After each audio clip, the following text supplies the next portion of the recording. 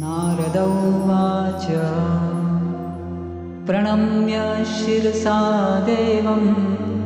गौरीपुत्रं विनायकं भक्तावासं स्मरे नित्यम्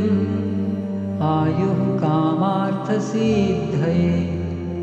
प्रथमं वक्रतुण्डं च एकदन्तं द्वितीयकं